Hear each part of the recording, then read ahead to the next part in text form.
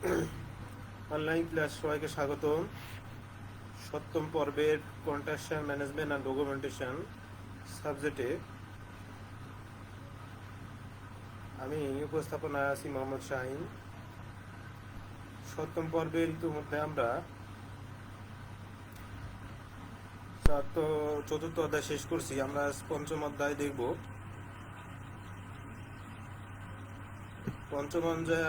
পঞ্চম অধ্যায় আজকের বিষয়বস্তু নির্মাণ ব্যবস্থাপনায় গৃহীত নিরাপত্তা ব্যবস্থা।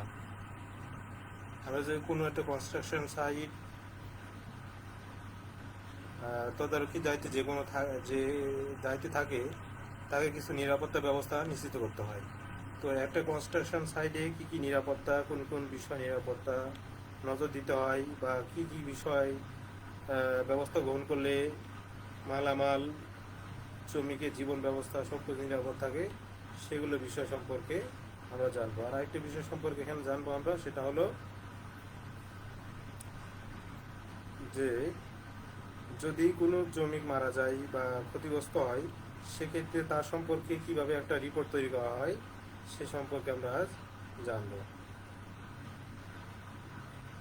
প্রথমে আমরা আসি নিরাপত্তা ব্যবস্থা বা কনস্ট্রাকশন সাইডে সেফটি এন্ড কনস্ট্রাকশন কাকে বলে সে সম্পর্কে আমরা আগে প্রথমে জানি বিষয়টা আসলে কি।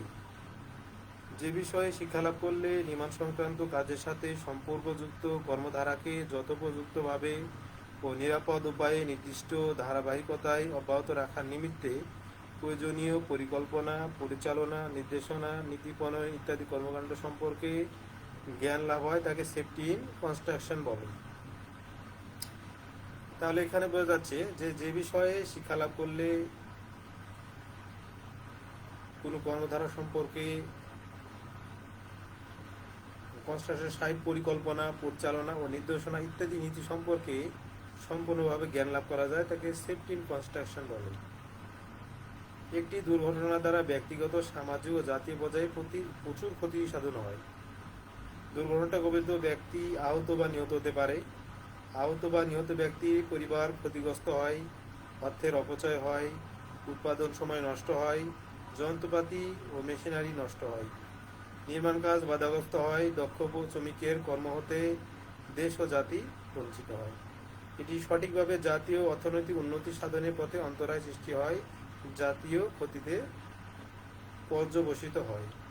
অর্থাৎ যদি একটা কনস্ট্রাকশন সাইটে কোনো দুর্ঘটনা সংঘটিত হয়, তাহলে তার ক্ষতিটা পুরোটা কনস্ট্রাকশন সাইটে যে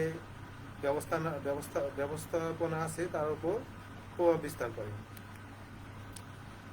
যেরকমভাবে বলা যায় যে একটা কনস্ট্রাকশন সাইটে কোনো ব্যক্তি আহত বা নিহত হয়, তবে তার সাথে রিলেটেড যে যাবতীয় কাজকর্মগুলো আছে সেগুলো বাধাগ্রস্ত হয়। অর্থাৎ আমাদের যে একটা নিয়মিত কন্টিনিউ প্রক্রিয়া, সেখানে সেটা বাধাগ্রস্ত হয়। বিশেষজ্ঞগণ বিভিন্ন পর্যায়ে দুর্ঘটনার কারণ অনুসন্ধান করে মত প্রকাশ করেছেন যে শতকরা ৯৮% দুর্ঘটনা নিয়ন্ত্রণ প্রতিরোধযোগ্য, মাত্র ২% ঘটনা অনিয়ন্ত্রিত। আবার শতকরা ৪৪% দুর্ঘটনা কর্মীর কারণে এবং ১২% দুর্ঘটনা ত্রুটিযুক্ত যন্ত্রপাতি ও মেশিনের জন্য সংঘটিত হয়। তাহলে এখানে বোঝা যাচ্ছে যে বেশিরভাগ যে দুর্ঘটনাগুলো সংঘটিত হয় সেগুলো অধিকাংশই প্রতিরোধযোগ্য, অর্থাৎ সঠিক ব্যবস্থাপনা ও কার্যপ্রণালী গ্রহণ করলে এই দুর্ঘটনাগুলোকে প্রতিরোধ করা সম্ভব। মাত্র ২% দুর্ঘটনা অনিয়ন্ত্রিত, মাত্র ২%। আর শতকরা ৪৪% দুর্ঘটনা কর্মীর কারণে, অর্থাৎ একজন কর্মী অসাবধানতাবশ কোনো কাজ করলে বা তার দ্বারা কোনো কাজ সংঘটিত হওয়ার ফলে সেখানে দুর্ঘটনা সংঘটিত হতে পারে। এবং ১২% দুর্ঘটনা ত্রুটিযুক্ত যন্ত্রপাতি ও মেশিনের জন্য সংঘটিত হয়। সেজন্য বলা যায় দুর্ঘটনা আপনা আপনি সংঘটিত হয় না, এটি ঘটানো হয়। সুতরাং উপরোক্ত বক্তব্যগুলো পর্যালোচনা করলে প্রতিফলন হয় যে নির্মাণ ক্ষেত্রে নিরাপত্তার গুরুত্ব ও প্রয়োজনীয়তা অপরিসীম। আচ্ছা, তাহলে এখান থেকে বোঝা গেল যে একটা সাইডে, কনস্ট্রাকশন সাইডে যদি কোনো দুর্ঘটনা সংঘটিত হয় তাহলে তার যে প্রভাব তা পুরো কনস্ট্রাকশন সাইডের উপর বিস্তার লাভ করে, এবং এই যে দুর্ঘটনাগুলো সংঘটিত হয় এই দুর্ঘটনাগুলো প্রায় 98%ই কি প্রতিরোধযোগ্য। অর্থাৎ যদি সঠিকভাবে এগুলো ব্যবস্থাপনা করা হয় তাহলে যে নিয়ে যে দুর্ঘটনাগুলো সংঘটিত হয় সেগুলো প্রতিরোধ করা যাবে। আচ্ছা, তাহলে এখন আমাদের দ্বিতীয় বিষয় যদি আসি,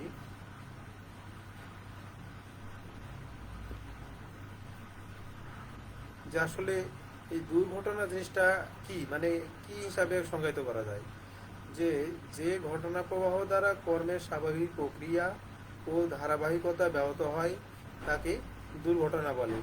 অর্থাৎ অপরিকল্পিত, অনাকাঙ্ক্ষিত ও অবাঞ্ছিত ঘটনা যা কর্মের স্বাভাবিক গতিকে বাধাগ্রস্ত করে, এটাই দুর্ঘটনা। আসলে দুর্ঘটনা যখন কোনো কনস্ট্রাকশন সাইটে সংঘটিত হবে তখন যে আমাদের স্বাভাবিক যে নির্মাণ কাজের ধারাবাহিকতা তা ব্যাহত হবে, এটা স্বাভাবিক। এবং এই অপরিকল্পিত, অনাকাঙ্ক্ষিত ও অবাঞ্ছিত ঘটনা যে সংঘটিত হবে সেটা হলো দুর্ঘটনা। অর্থাৎ দুর্ঘটনা কেউ আশা করে না, এটা হঠাৎ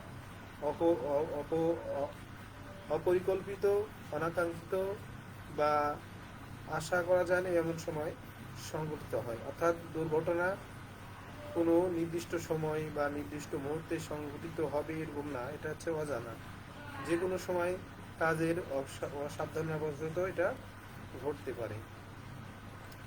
আচ্ছা, তাহলে যেহেতু দুর্ঘটনা সংঘটিত হয় তাহলে দুর্ঘটনা সংঘটনের জন্য আমরা প্রতিরোধ ব্যবস্থা গ্রহণ করি। এই প্রতিরোধ ব্যবস্থা গ্রহণ করার উপকারটা কি সেই সম্পর্কে এখানে বলা আছে, যে যদি কোনো দুর্ঘটনার ঘটনার পূর্বেই সেটা প্রতিরোধের ব্যবস্থা থাকে তাহলে সেক্ষেত্রে আমাদের যে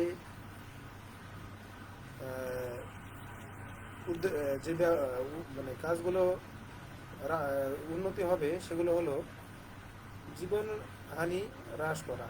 অর্থাৎ যদি একটা দুর্ঘটনা সংঘটিত হয় সেখানে একজন শ্রমিকের আহত বা নিহত হওয়ার ঝুঁকি থাকে, কিন্তু পূর্বে যদি আমি সেই দুর্ঘটনা সম্পর্কে প্রতিরোধ ব্যবস্থা গ্রহণ করি তাহলে সেক্ষেত্রে যে কোনো শ্রমিকের আহত বা নিহত হওয়া অর্থাৎ তার প্রাণ রক্ষা করা সম্ভব। দ্বিতীয় ক্ষেত্রে বলা হচ্ছে শ্রমিকের অস্থায়ী বা স্থায়ী ক্ষয়ক্ষতি কম হয়। তৃতীয় নম্বর বলছে দুর্ঘটনা হতে মালামালের অপচয় রোধ করতে।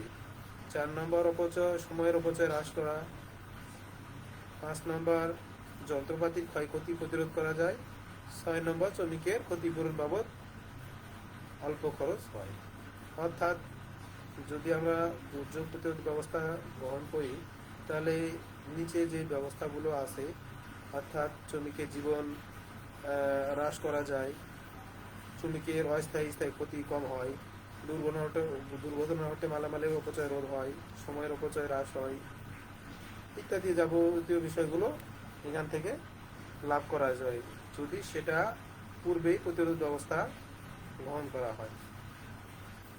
আচ্ছা, তাহলে আমরা এখানে থেকে শিখলাম যে দুর্ঘটনা কী জিনিস এবং দুর্ঘটনা সম্পর্কে প্রতিরোধ ব্যবস্থা গ্রহণ করা হলে তা থেকে আমরা কি কি উপকার পাই বা আমাদের সাইডে কি কি জিনিসের উন্নতি হবে সেগুলো এখানে আমরা জানলাম। তার পরবর্তীতে আমরা যদি যাই যে দুর্ঘটনার জন্য দায়ী বিষয়সমূহ হলো কি কি। একটি কনস্ট্রাকশন সাইটে যদি দুর্ঘটনা সংঘটিত হয় তাহলে তা 3 ভাগে ভাগ করা যায়। 1 নম্বর হচ্ছে যান্ত্রিক কারণ, 2 নম্বর পরিবেশগত কারণ, 3 নম্বর হচ্ছে মানব সৃষ্ট কারণ। প্রথমত যান্ত্রিক বিষয়সমূহ কিভাবে সংঘটিত হয় সে সম্পর্কে জানি। যে সকল ত্রুটি বা অপর্যাপ্ত ব্যবস্থা যন্ত্রপাতি অনিরাপদ অবস্থার সৃষ্টি করে নিম্নরূপ তা হচ্ছে অপর্যাপ্ত নিরাপত্তা ব্যবস্থা সম্বলিত যন্ত্রপাতি, অরক্ষিত যন্ত্রপাতি, অনিরাপদ ডিজাইনের যন্ত্রপাতি, আর অবিন্যস্তভাবে যন্ত্রপাতি বসানো। অর্থাৎ যদি আমরা অনিরাপদ ব্যবস্থা সম্বলিত যন্ত্রপাতি ব্যবহার করি বা অরক্ষিত বা পর্যাপ্ত ডিজাইন সম্পন্ন না অথবা সঠিকভাবে বসানো হয়নি, এরকমভাবে যদি আমরা এগুলো যন্ত্র ব্যবহার করি, তাহলে দেখা যাবে যে কোনো সময় আমাদের দুর্ঘটনা সংঘটিত হতে পারে। পরিবেশগত বিষয়, এ সকল ফ্যাক্টর মেকানিক্যাল ফ্যাক্টর হতে ভিন্ন, এটি সরাসরি দুর্ঘটনা ঘটায় না, তবে এই দুর্ঘটনার পিছনে এদের অবদান যথেষ্ট। অপর্যাপ্ত বায়ুমণ্ডলীয় ও গত অবস্থার কারণে যে সকল দুর্ঘটনা ঘটে সেগুলো এনভায়রনমেন্টাল ফ্যাক্টরের আওতায় পড়ে। নিম্নে কয়েকটি নাম উল্লেখ করা হলো। 1 নম্বর হচ্ছে খারাপ আলোক ব্যবস্থা, ত্রুটিপূর্ণ বায়ু চলাচল ব্যবস্থা, কাজের গতি, কর্মঘণ্টা, কাজ ও সময়ের বিস্তার, কাজের পরিমাণ, কর্মস্থলে তাপমাত্রা। অর্থাৎ পরিবেশগত বিষয়গুলো প্রত্যক্ষভাবে আমাদের কনস্ট্রাকশন সাইটে প্রভাব বিস্তার না করলেও তা পরোক্ষভাবে বিস্তার লাভ করে, যেগুলো আমরা ইতিমধ্যে এখানে দেখলাম। 3 নম্বর বলছে মানুষের দ্বারা যে বিষয়গুলো কনস্ট্রাকশন সাইটে মানুষের দ্বারা যে বিষয়গুলো সংঘটিত হয়, অর্থাৎ এর কাজে এই মানুষের যে কাজের দ্বারা কনস্ট্রাকশন সাইটে দুর্ঘটনা সংঘটিত হয় সেই বিষয়গুলো এখানে বলা আছে। 1 নম্বর হচ্ছে ব্যক্তিগত বৈশিষ্ট্য, মনস্তাত্ত্বিক বৈশিষ্ট্য, ব্যক্তিত্ব বিষয় বৈশিষ্ট্য, সমাজতাত্ত্বিক বৈশিষ্ট্য। অর্থাৎ এই 3 প্রকারে যে কোনো কনস্ট্রাকশন সাইটে দুর্ঘটনা সংঘটিত হতে পারে। একটা হচ্ছে যান্ত্রিক গোলমালের জন্য হতে পারে, 2 নম্বর পরিবেশগত একটা বিষয় থাকে, আর একটা 3 নম্বর হচ্ছে মানুষের দ্বারা শ্রেষ্ঠ যে কাজকর্মের মাধ্যমে এই দুর্ঘটনাগুলো সংঘটিত হয়।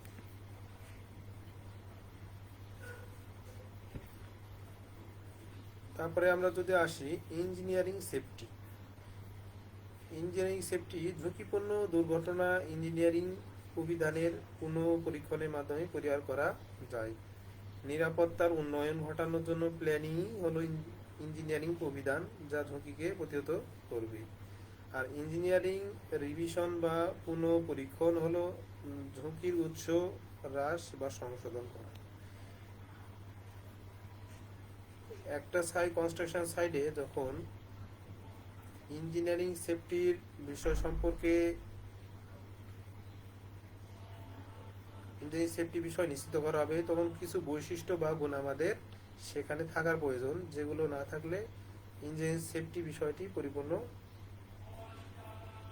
পরিপূর্ণভাবে এর উন্নয়ন সাধিত হবে না।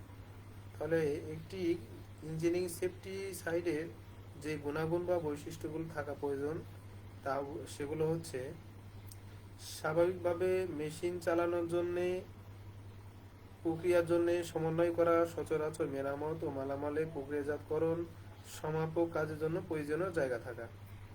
অর্থাৎ একটা কনস্ট্রাকশন সাইডে মেশিন চালানোর জন্যে, তার প্রক্রিয়ার জন্যে তার সমন্বয় করা, সচরাচর মেরামত ও মালামালের প্রক্রিয়াজাতকরণ, সমাপক কাজের জন্য প্রয়োজনীয় জায়গা থাকতে হবে। সরাসরি মালামাল প্রদানের জন্য যুক্তিসঙ্গত ক্রমানুসারে মেশিন ও ইউনিটগুলো সাজাতে হবে। পরস্পর সম্পর্কযুক্ত ধারণ ক্ষমতা সম্পন্ন মেশিন ও ইউনিটগুলো নির্বাচন করতে হবে। অগ্রগতি বিঘ্ন না করে মেরামত ও সাধারণ সমন্বয়ের জন্য অধিক সংখ্যক ইউনিট বসানো প্রয়োজনীয় সময়ের অনুমোদন। গলি সিঁড়ি বা বাধা বিঘ্ন বিহীন মধ্যপথের জন্য সহজগম্য ও বিস্তৃত জায়গা প্রদান করতে হবে। কপিকল, টুল, ক্রিপ, ভৌত কক্ষ, জরুরি কক্ষ ইত্যাদির জন্য কেন্দ্রীয় অবস্থান নির্বাচন করা। অল্প কার্যক্ষমতা প্রদর্শনযুক্ত পাওয়ার সিস্টেম সরবরাহ করা। তো নিচে যে আরো কয়েকটা বিষয় আছে, এগুলো হচ্ছে ইঞ্জিনিয়ারিং সেফটির ক্ষেত্রে এই গুণাগুণগুলো যদি সেখানে পর্যাপ্ত পরিমাণে বা সঠিক পরিমাণে থাকে, তাহলে পরিপূর্ণভাবে সে কনস্ট্রাকশন সাইটের ইঞ্জিনিয়ারিং সেফটি নিশ্চিত হবে।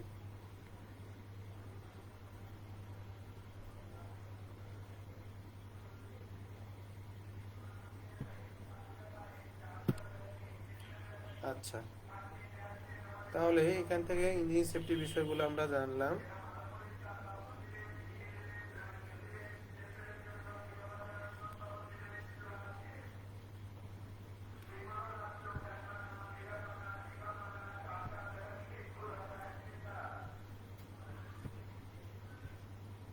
আচ্ছা, এরপরে যদি আসি প্রয়োজনীয় নিরাপত্তা ব্যবস্থা, একটা কনস্ট্রাকশন সাইটে মালামাল মালামালগুলো রাখার যে বিভিন্ন ব্যবস্থাগুলো আছে, এই মালামালের মাধ্যমে বিভিন্ন দুর্ঘটনা সংঘটিত হতে পারে।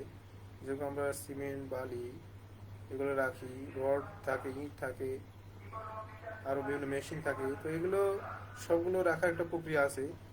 যেমন তেমনভাবে রাখলে এগুলোর দ্বারা যে কোনো সময় দুর্ঘটনা সংঘটিত হতে পারে। তো প্রথমেই প্রয়োজনীয় নিরাপত্তা ব্যবস্থা সম্পর্কে জেনারেল ম্যাটার যেগুলো আছে সেগুলো আমরা এখানে জানবো। সেগুলো হলো, 1 নম্বর, সকল মালামাল ব্যাগ কন্টেইনার বান্ডিল করতে হবে। সকল মালামাল ব্যাগ কন্টেইনার কি করতে হবে? বান্ডিল করতে হবে। স্বল্প উচ্চতা এগুলোকে গুদামের মধ্যে রাখতে হবে। তা না তা না রাখলে তা না রাখলে বা বেশি উচ্চতা রাখলে নিচে পড়ে যেতে পারে বা নষ্ট হয়ে যেতে পারে। তাহলে সকল মালামাল ব্যাগ কন্টেইনার সেগুলো একটা নির্দিষ্ট প্যাকে জায়গায় রাখতে হবে, এটা বান্ডিল করে রাখতে হবে, এবং যতদূর সম্ভব এগুলো স্বল্প উচ্চতায় গুদামের মধ্যে রাখতে হবে। আর বেশি উচ্চতায় রাখলে এগুলো পড়ে যেতে পারে এবং পড়ে এগুলো নষ্ট হতে পারে। দ্বিতীয় ধাপে যেটা বলছে যে ধাপে ধাপে সাজিয়ে ব্যাগ রাখতে হবে, তবে 10 ব্যাগের বেশি উঁচু করা যাবে না। অর্থাৎ সিমেন্ট ব্যাগ যদি ধাপে ধাপে সাজিয়ে রাখি তাহলে আমাদের সর্বোচ্চ যে কয়টা ব্যাগ পরস্পর রাখতে পারবো সেটা 10টা, অর্থাৎ 10টা বেশি ব্যাগ পরস্পরে উঁচু করা যাবে না। অর্থাৎ যে কোনো এক সাইডে সর্বোচ্চ 10টা ব্যাগ পরস্পর থাকতে পারে, কমান নয়। 3 নম্বরে বলছে নির্মাণাধীন দালানের মধ্যে মালামাল গুদামজাত করতে হবে, তবে যে কোনো উত্তোলন পথে 1.8 মিটারের মধ্যে নয়, অথবা বহিস্থ দেওয়াল থেকে 3 মিটারের মধ্যে নয়। প্রবেশ পথ মুক্ত রাখা উচিত। ধূমপান নিষিদ্ধ। দালানের মধ্যে প্রজ্বলনের তরল পদার্থ ও গ্রিস জাতীয় পদার্থকে গুদামজাত করতে হবে। যখন রেলকার থেকে ক্রেন, ড্যাগলাইন বা পাওয়ার শোবেল দ্বারা মালামাল লোডিং বা আনলোডিং করা হয়, তখন কোনো ব্যক্তিকে প্রবেশের অনুমতি দেওয়া যাবে না, ইত্যাদি বিষয়গুলো হচ্ছে জেনারেল, যেগুলো মালামাল আমরা কি করতে পারি বা তাদের অবস্থান বা একটি সাইডে কি কি করা যাবে বা তাদের অবস্থান কতটুকু হবে, কার মধ্যে রাখা যাবে, সেগুলো বিষয় এখানে সাধারণভাবে আলোচনা করা হয়েছে। আমরা যদি এরপর মালামালের মধ্যে আসি, যে সিমেন্ট অ্যান্ড লাইম এগুলো কিভাবে রাখা যাবে বা এগুলো সেফটি কিরকম হবে, সেটা হলো 1 নম্বরে বলছে বাধা বিপত্তি ব্যতীত সিমেন্ট ও চুনের বস্তাকে গাদা করতে হলে 10 ব্যাগের বেশি উচ্চতা না রাখা উচিত। তাহলে আমি ইতিপূর্বে বলছি যে সিমেন্টকে পরস্পরের উপর রাখা হয়, তবে সেখানে সর্বোচ্চ 10টি ব্যাগ পরস্পরের উপর রাখা যাবে। অর্থাৎ সিমেন্টের ব্যাগ পর্যায়ক্রমে সাজালে সেটার পরিমাণ হবে 10টি, এর বেশি রাখা যাবে না। এবং চুনের বস্তাকেও সেমভাবে 10টা বেশি রাখা যাবে না। দ্বিতীয়ত বলছে বস্তাগুলো এমনভাবে গাদা বা একত্রিত করা হয় যেন বস্তার মুখগুলো গাদা কেন্দ্রের দিকে থাকে। তারপরে যদি ইটের দিকে আসে, সমতল ও শক্ত পৃষ্ঠের উপর ইট গাদা করা উচিত। অর্থাৎ যে পৃষ্ঠে আমি ইটগুলো রাখবো সেখানে অবশ্যই সেটা সমতল ও শক্ত পৃষ্ঠ হতে হবে। 2 নম্বর বলছে 2.10 মিটারের বেশি উচ্চতায় ইটের গাদা দেওয়া উচিত নয়। অর্থাৎ ইটকে পরস্পর সাজানোর ফলে যে উচ্চতা হবে সেটা 2.10 মিটারের বেশি হওয়া উচিত নয়।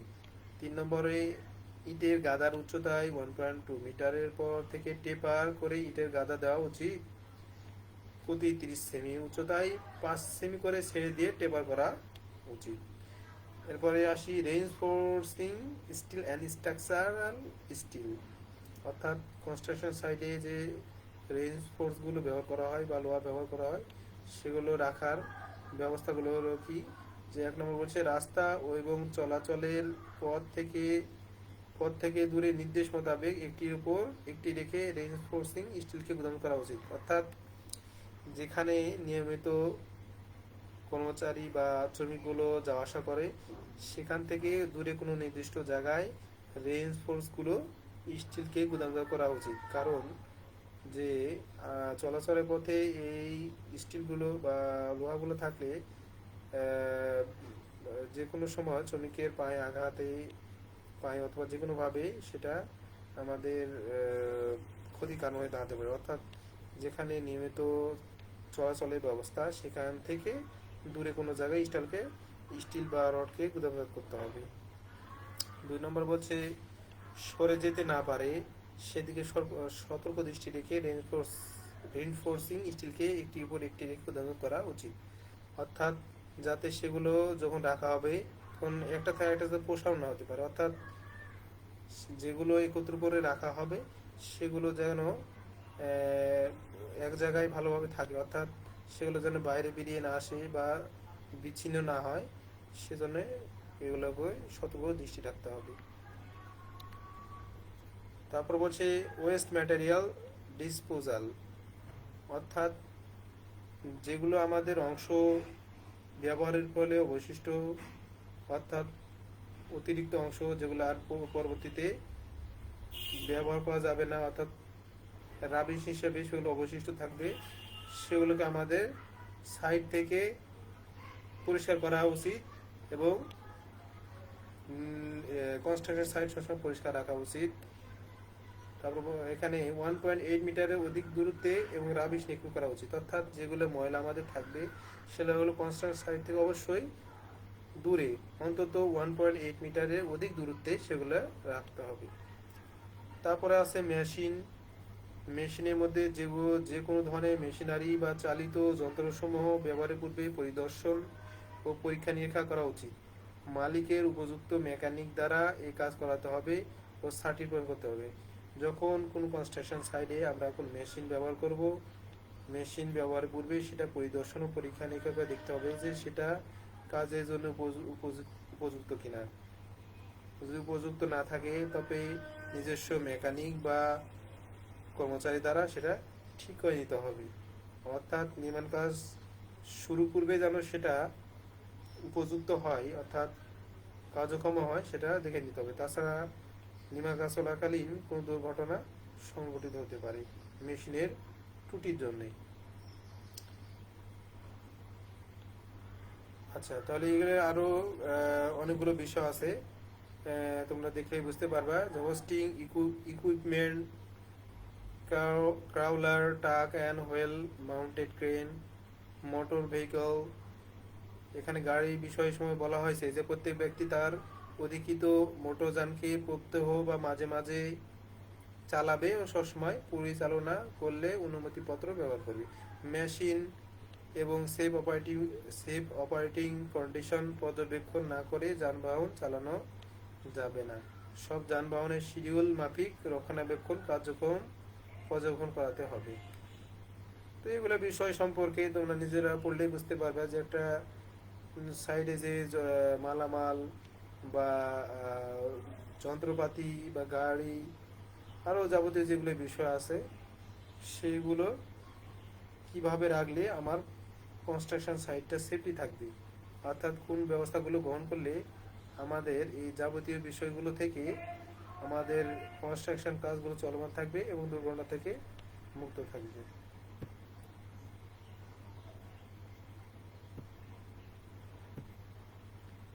তারপরে যদি আসি দুর্ঘটনা প্রতিবেদন, এখন যদি প্রতিরোধ ব্যবস্থা ত্রুটির জন্যে বা গ্রহণ করার পরেও কোনো দুর্ঘটনা সংঘটিত হয়, তবে এই দুর্ঘটনাকে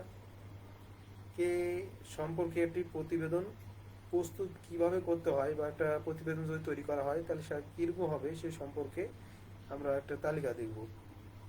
দুর্ঘটনা নিবন্ধন কি জিনিস, অর্থাৎ দুর্ঘটনা প্রতিবেদন কি জন্য তৈরি করা হয় সে বিষয়টা প্রথমে আমাদের জানতে হবে। যে দুর্ঘটনা প্রতিরোধ তথা জানমালের ক্ষয়ক্ষতি হ্রাসে দুর্ঘটনার সঠিক নিবন্ধনের ভূমিকা অনস্বীকার্য। এর মাধ্যমে দুর্ঘটনার কারণ ও ক্ষয়ক্ষতির হিসাব নির্ণয় ও সর্বোপরি ভবিষ্যতে দুর্ঘটনা প্রতিরোধের কার্যকর প্রতিরোধ ব্যবস্থা গ্রহণে একটি মূল্যবান দলিল হিসাবে কাজ করে। দুর্ঘটনার সুষ্ঠু তদন্ত ও প্রতিবেদনে প্রস্তুতের সুবিধার্থে সাধারণত পূর্বে প্রস্তুতকৃত ছকে দুর্ঘটনার কারণসমূহ, জানমালের ক্ষয়ক্ষতির পূর্ণ বিবরণ নিবন্ধন করা হয়। অর্থাৎ কনস্ট্রাকশন সাইটে একটি প্রতিবেদনের মাধ্যমে সেখানে দুর্ঘটনার কারণ ও ক্ষয়ক্ষতির হিসাব করা যায় এবং ভবিষ্যতে যে দুর্ঘটনা যে বর্তমানে যে দুর্ঘটনা সংঘটিত হয়েছে ভবিষ্যতে যেন সেটা সংঘটিত না হয় তার জন্য সে সম্পর্কে প্রতিরোধ ব্যবস্থা গ্রহণ করা যায়। অর্থাৎ এটি একটি কার্যকর দলিল হিসাবে কাজ করে বা প্রতিরোধ ব্যবস্থা একটি মাধ্যম হিসাবে কাজ করে।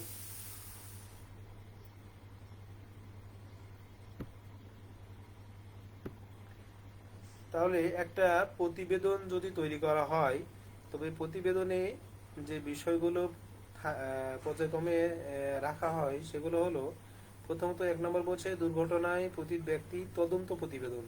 অর্থাৎ যদি কোনো কনস্ট্রাকশন সাইটে কোনো শ্রমিক বা কর্মচারী দুর্ঘটনার শিকার হয়, আহত অথবা নিহত হয়, তবে তার সম্পর্কে প্রথমে যে বিষয়গুলো বিবেচনা করা হয় রিপোর্টে, প্রথমত তার নাম, পদমর্যাদা, বয়স, ঠিকানা, চাকরির বয়সকাল, পুরুষ মহিলা অথবা কোন ধরনের কর্মচারী, পারিবারিক লোক সংখ্যা, প্রাপ্তবয়স্ক নাকি অপ্রাপ্তবয়স্ক ইত্যাদি বিষয় সম্পর্কে উল্লেখ করা হয়।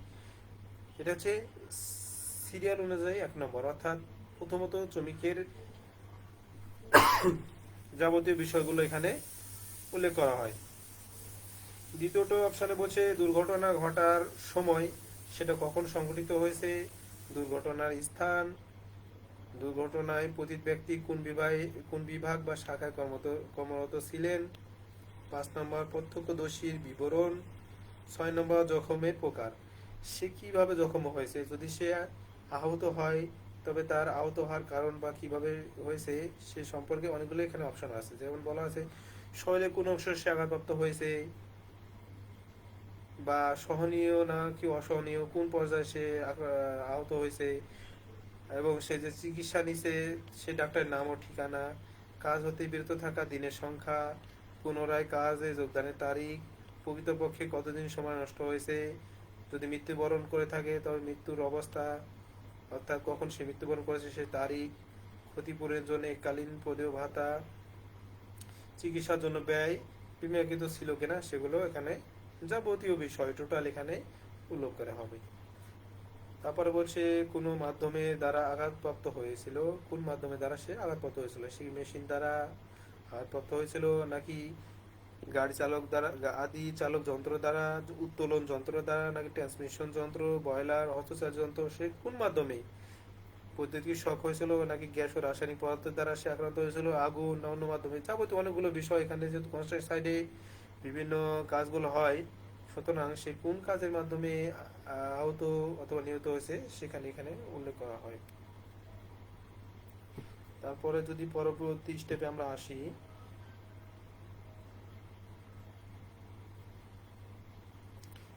দুর্ঘটনা যখন ঘটে তখন ওই ব্যক্তি কিভাবে দুর্ঘটনায় পতিত হয়, সে এখানে কয়েকটা অপশন রাখা হয়েছে, যে পিছলে মেঝেতে পড়ে, এক স্তর হতে অন্য স্তরে পড়ে গিয়ে কোনো কিছুর সাথে ধাক্কা লেগে, নাকি কোনো মেশিনে হাত পা বা শরীরে অন্য কোনো স্থান কেটে, যাবতীয় বিষয়, গ্যাস রাসায়নিক পদার্থের সংস্পর্শে, অর্থাৎ যখন ওই ব্যক্তি দুর্ঘটনায় পতিত হয় তখন সে কিভাবে, মানে কোন সাইটে কোন স্তরের মাধ্যমে সে আক্রান্ত হয়েছে, অর্থাৎ যেহেতু বললাম একটু কনস্ট্রাকশন সাইডে বিভিন্ন রকম কাজ হয়, তো সে কোন সাইডে কোন কাজের মাধ্যমে এবং কিভাবে কোন কাজের মাধ্যমে সে সেখানে আহত অথবা নিহত হয়েছে সেই বিষয়গুলো এখানে উল্লেখ করা হয়। তারপরে বলছে যন্ত্রপাতি ও বস্তুজনিত বিপদ, যন্ত্রপাতির সময়ে প্রয়োজনীয় গার্ডের ব্যবস্থা ছিল কিনা, আলোর ব্যবস্থা পর্যাপ্ত ছিল কিনা, যন্ত্রপাতি চালানোর জন্য নির্দিষ্ট স্থান জঞ্জালমুক্ত ছিল কিনা, প্রাথমিক চিকিৎসার সুবিধা প্রদান করা হয়েছিল কিনা, অন্য কারণ কি কি ব্যবস্থা গ্রহণ করলে দুর্ঘটনা প্রতিরোধ করা সম্ভব হবে। এখন যেহেতু দুর্ঘটনা আমার সংঘটিত হয়ে গেছে, এখন যে বিষয়গুলো দ্বারা সংঘটিত হয়েছে সেই বিষয় সম্পর্ক, সেই বিষয়গুলোর বিপরীতে কি ব্যবস্থা গ্রহণ করলে আমাদের যে দুর্ঘটনাগুলো সংঘটিত হয়েছিল তা পরবর্তীতে প্রতিরোধ করা সম্ভব হবে, সেখানে এখানে এখানে আমাদের এই রিপোর্টে উল্লেখ করতে হবে বা উল্লেখ করা থাকে। দুর্ঘটনার মালামালের ক্ষয়ক্ষতির বিবরণ, তাহলে দুর্ঘটনা মালা একটা শুধু যে কনস্ট্রাকশন সাইটে যখন শ্রমিক বা কর্মচারী আহত নিতে হবে তার সাথে রিলেটেড যে কাজগুলো বা মালামাল বা তার দ্বারা যে মালামাল ক্ষতিগ্রস্ত হয় প্রতিষ্ঠানে, সেই তালিকাগুলো এখানে উল্লেখ করতে হয়। প্রতিষ্ঠানের নাম, ঠিকানা, দুর্ঘটনার তারিখ ও সময়, দুর্ঘটনার কারণ, দুর্ঘটনা কিভাবে আয়ত্তে আনা হলো, আহত শ্রমিকের সংখ্যা, নিহত শ্রমিকের সংখ্যা, বীমা প্রতিষ্ঠান, বীমা পলিসি নম্বর ইত্যাদি যাবতীয় বিষয়।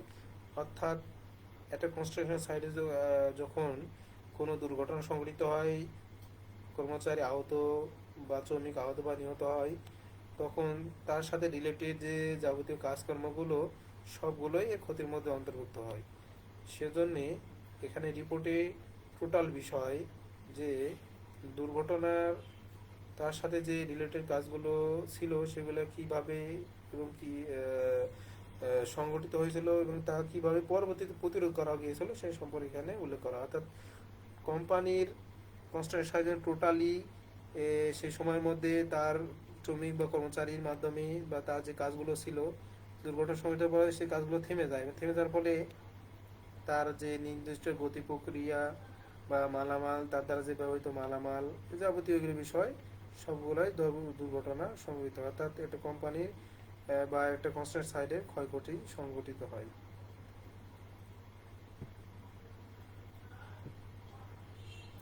এখানে ছোট আকারে একটা রিপোর্টের চিত্র দেখানো হয়েছে যে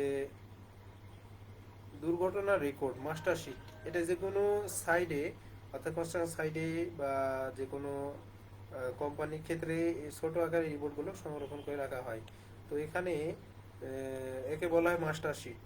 তো এই শিটটা যেখানে সংরক্ষণ করা হবে সেই সংরক্ষণে ছোট আকারে এইভাবে সংরক্ষণ করা হয়। এখানে দেখো একটা তালিকা বা একটা চিত্র দেওয়া আছে যে নাম, সময়কাল হতে কত পর্যন্ত, প্রতিষ্ঠানের নাম, যে সময় সংগঠিত হয়েছিল সেই সময়টা কখন সংগঠিত হয়েছিল, এবং আহত ব্যক্তির নাম, দুর্ঘটনার তারিখ, শাখার নাম, সে কোন শাখায় কাজ করতো, জখমের প্রকৃতি ইত্যাদিও বিষয়গুলো টোটাল এখানে উল্লেখ থাকে ছোট আকারে।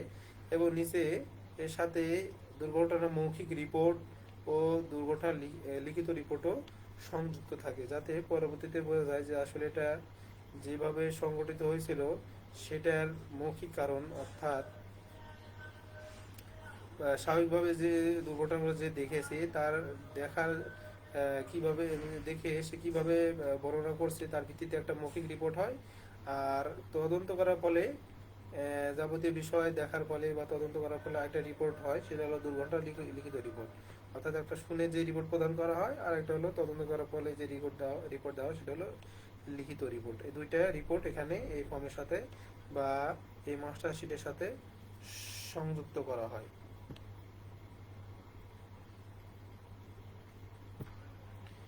তাহলে এলো আমাদের পঞ্চম পর্বের নির্মাণ ব্যবস্থাপনায় গৃহীত নিরাপত্তা ব্যবস্থা সম্পর্কে এখানে আলোচনা করা হয়েছে। টোটাল বিষয় সম্পর্কে শেষে এটা বলা যায় যে যখন কোনো কনস্ট্রাকশন সাইটে দুর্ঘটনা সংঘটিত হয়, দুর্ঘটনা সংঘটিত হওয়ার ফলে শ্রমিক আহত বা নিহত হওয়ার ফলে তার যে স্বাভাবিক যে কনস্ট্রাকশন সাইটের গতি প্রক্রিয়া তা বিঘ্নিত হয় এবং সাথে সাথে মালের অপচয়ও হয়। এবং এই অপচয় হওয়ার ফলে দেখা যাচ্ছে যে আমাদের কনস্ট্রাকশন সাইটে যে নিয়মিত প্রক্রিয়া বা নির্মাণ কাজ সেটা থেমে যায়, অর্থাৎ বাধাগ্রস্ত হয়। তো আমরা যদি এই দুর্ঘটনাগুলো কিভাবে সংঘটিত হয় যেন রিপোর্ট থাকে, এই রিপোর্ট দেখার ফলে বা রিপোর্ট যাচাই করার ফলে সেগুলো সম্পর্কে প্রতিরোধ ব্যবস্থা গ্রহণ করি, তাহলে আমরা পরবর্তীতে এই দুর্ঘটনা থেকে মুক্ত পাবো এবং আমাদের কনস্ট্রাকশন সাইটে নির্মাণ কাজ চলমান থাকবে। অর্থাৎ আমাদের মালামাল, শ্রমিক, কর্মচারী, জীবন, নিরাপত্তা এবং যাবতীয় তাদের সাথে রিলেটেড বিষয়গুলো সবই নিরাপদ থাকবে। অর্থাৎ আমাদের কনস্ট্রাকশন সাইটে যাবতীয় বিষয়গুলো সঠিকভাবে সুসম্পন্ন হবে। এবং যদি কোনো কনস্ট্রাকশন সাইটে দুর্ঘটনা সংঘটিত হয় শ্রমিককে আহত অথবা নিহত হওয়ার মাধ্যমে, তবে তার সম্পর্কে পরিপূর্ণ একটা রিপোর্ট তৈরি করা হয়, এজন্যে যে পরবর্তীতে সেই রিপোর্ট সম্পর্কে রিপোর্ট সম্পর্কে রিপোর্ট পড়লে বা দেখলে ধারণা নেওয়া যেতে পারে যে পূর্বে এই সমস্যা বা দুর্ঘটনাগুলো সংঘটিত হয়েছিল এবং সে সম্পর্কে পরবর্তীতে এই দুর্ঘটনার বিষয়গুলো নিয়ে পর্যালোচনা করে প্রতিরোধ ব্যবস্থা গ্রহণ করলে পরবর্তীতে আমাদের কাজগুলো আরও চলমান হয়। এটা কনস্ট্রাকশন সাইটে কাজগুলো আরও চলমান হয় এবং পরবর্তীতে কাজগুলো যেহেতু আমাদের কনস্ট্রাকশন সাইডে মূল ব্যবস্থাপনায় হলো যে প্রতিরোধ ব্যবস্থা গ্রহণ করা, এবং প্রতিরোধ ব্যবস্থা গ্রহণ করার একটা প্রক্রিয়া হলো এটা যে মাস্টার শিট অথবা আমাদের কনস্ট্রাকশন সাইটে যে দুর্ঘটনা সংঘটিত যে ফর্মগুলো তৈরি করা হয় এই সম্পর্কে এই ফর্মগুলোর মধ্যে ধারণা নিয়ে পরবর্তীতে এগুলো যাতে আর সংঘটিত না হয় সেগুলোর প্রতিরোধ ব্যবস্থা গ্রহণ করা হয়। তো আমরা এই পর্বে এই অধ্যায়ে জানলাম যে যদি কনস্ট্রাকশন সাইটের কোনো দুর্ঘটনা সংঘটিত হয় তো তবে সেই দুর্ঘটনা সম্পর্কে এইভাবে একটা ফর্ম তৈরি করতে হয়, অর্থাৎ প্রতিবেদন তৈরি করতে হয়, এবং যে দুর্ঘটনাগুলো সংঘটিত হয় সেগুলো যে পূর্বেই কোনো প্রস্তুতি নেওয়া যায় তবে আমাদের দুর্ঘটনার যে মাত্রা সেটা কমে আসবে, এবং কিভাবে আমাদের প্রতিরোধ ব্যবস্থাগুলো গ্রহণ করা হয় বা গ্রহণ করতে হবে সে সম্পর্কে আমরা এখানে বিস্তারিত আলোচনা করলাম। সুতরাং আমাদের যদি যে কোনো নির্মাণ কাজের ক্ষেত্রে অবশ্যই প্রতিরোধ ব্যবস্থা সম্পর্কে সতর্ক থাকা উচিত, এবং যদি আমরা কোনো কনস্ট্রাকশন সাইটে দায়িত্বে থাকি তবে সেখানকার যদি কোনো মাস্টার শিট অথবা প্রতিবেদন থাকে সেগুলো যাচাই করে, এবং সেখানে যে দুর্ঘটনাগুলো পূর্বে সংঘটিত হয়েছিল সেগুলো থেকে শিক্ষা নিয়ে পরবর্তীতে সেগুলো আমাদের কাজে লাগানো উচিত, যাতে পরবর্তীতে ক্ষয়ক্ষতি, শ্রমিকের নিরাপত্তা, জানমালের নিরাপত্তা তাদের নিরাপদ থাকে অর্থাৎ সুরক্ষিত থাকে। প্রিয় শিক্ষার্থীবৃন্দ, আজ সপ্তম পর্বের কনস্ট্রাকশন ম্যানেজমেন্ট অ্যান্ড ডকুমেন্টেশন সাবজেক্টের পঞ্চম পর্বের আলোচনা এই পর্যন্তই। সামনের ক্লাসে আমরা পরবর্তী অধ্যায় নিয়ে আলোচনা করব। সে পর্যন্ত বিদায় জানাচ্ছি সবাইকে। আল্লাহ হাফিজ।